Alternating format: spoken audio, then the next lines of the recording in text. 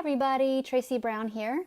Sorry it's been a couple days and I still owe you all a video around that mushroom analogy or story that I was just having trouble getting everything to upload right this weekend, so I just called it a day and it's kind of been a busy week, so I will be getting to that this week. Apologies for this. I didn't have time to unwind that, but sorry, I'm trying to get a good here we go. That's way better. Okay, cool. So what I want to talk about is when our clients late cancel, they no-show, especially ones that have been coming for a while. And this happened to me this past week, so I thought I would do a video about it. So in the case of a client who, you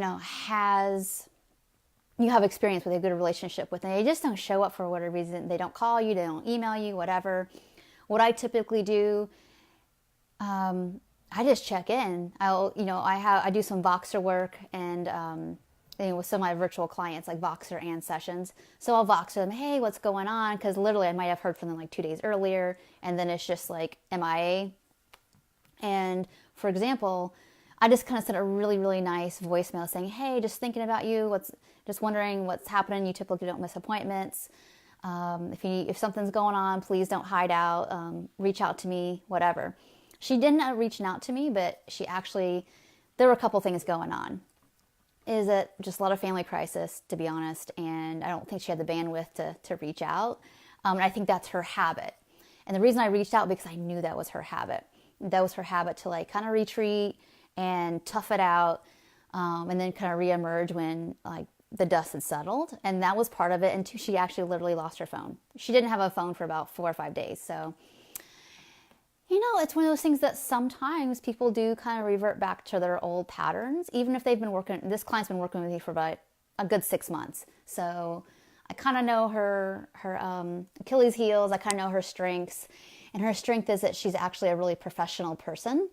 But when things happen relationally, she falls back on some kind of childhood strategies for survival. So I need to reach out to her. I knew to let her know that I really care about her and I wanted to hear from her, and that basically I'm here for her.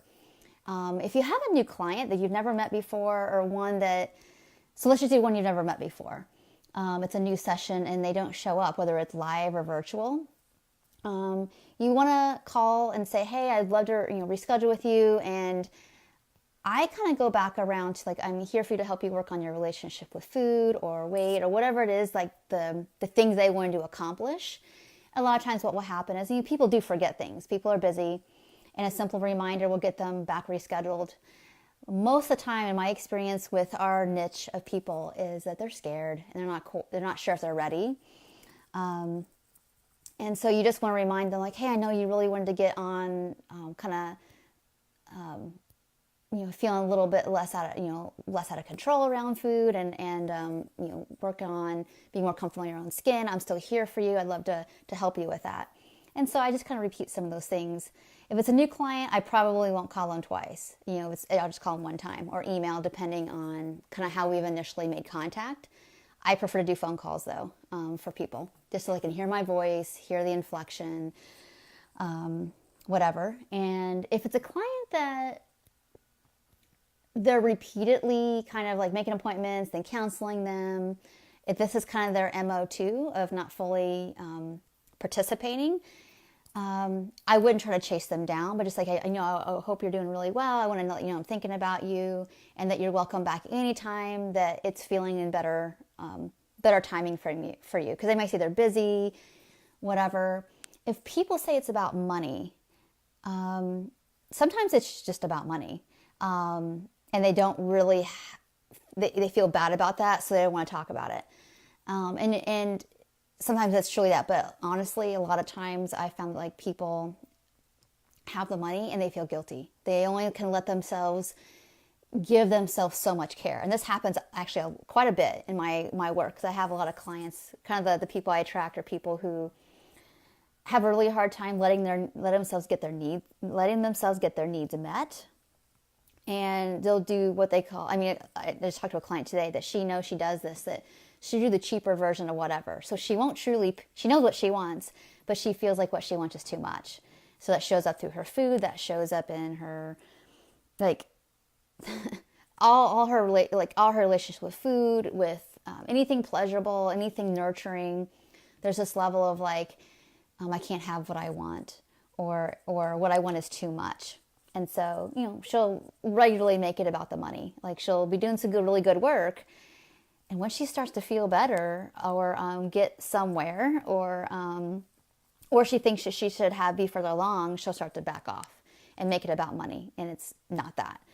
Again, some people it is about money. And so maybe you call them and say, hey, whatever the situation is, whether it's time, money, readiness, just give me a call and let me know what's going on. I think we could figure out something. Sometimes people call you back and sometimes they don't. But you want to let them know that, hey, whatever it is, we can talk it out. We can work it out. Because sometimes they've never had somebody just, let's work it out. Because, I mean, I do some sliding scale. I have my group. There's a way for people to get the support. And if it is about money, then maybe you can work it out with them. Sometimes it's about like really fully give themselves what they want. And it could be a mix with the money too. And so you help them get something. So anyway, this was really important because I thought a lot of times, again, I don't go chasing people down, but I also, even if they don't continue to work with me, I want them to have some clarity about the how come.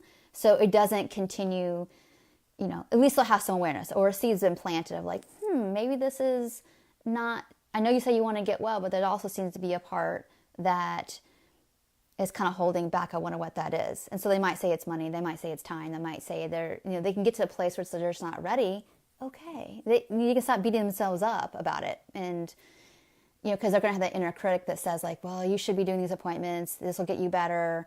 Why do you say that you want to get better but don't do anything about it? They're going to hear that. So if you can give them some peace around that by simply calling them and say, hey, what's going on? That's a great service too. And if they're not ready to work with you now, because there was a good experience, or they might be more likely in the future. So I hope this video helps. I really try to look at all the angles of things, of kind of what is going on in people's relationship with getting help. Because sometimes that's the first step to making some progress. So anyway, I hope you all have a great day, and I'll talk to you all soon. Thanks.